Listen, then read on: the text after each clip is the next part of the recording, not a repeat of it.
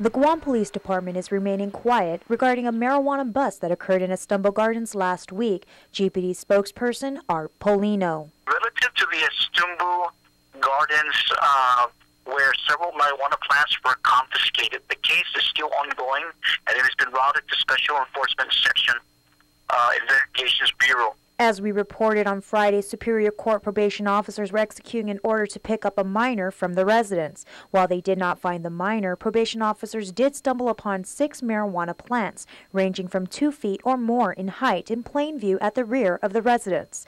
The discovery led probation to contact the Guam Police Department. Upon arrival, GPD found 4 additional marijuana plants in what appeared to be a garden shed. GPD would not confirm who owns the house. There is a person of interest that was taken into custody, and we are determining the owner of the residence.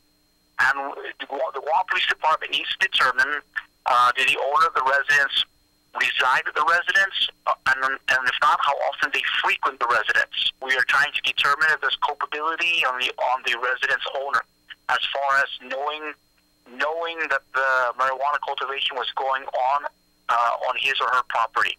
So this case is still ongoing, is still being investigated. Still trying to unravel who owns the home, GPD would not confirm if a GPD officer assigned to executive security is linked to the house, and would only share that 2 people of interest have been identified. I cannot confirm that at this time. I could tell you that there are other persons that have been identified and have been interviewed and need to be re-interviewed, and others that need to be interviewed as well.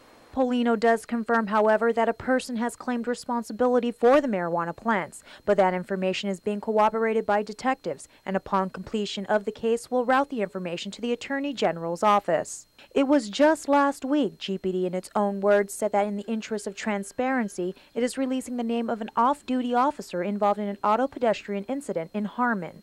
There's no word on why GPD isn't being as transparent in this particular instance, allegedly involving an officer assigned to executive security. If there is, in fact, an officer that was involved and had some knowledge, that information will be routed over to Internal Affairs Unit, and yes, an investigation would take place. That's if, in fact, an officer was culpable in this case, and we are not confirming that. Reporting for Guam's News Network, I'm Jolene Toves.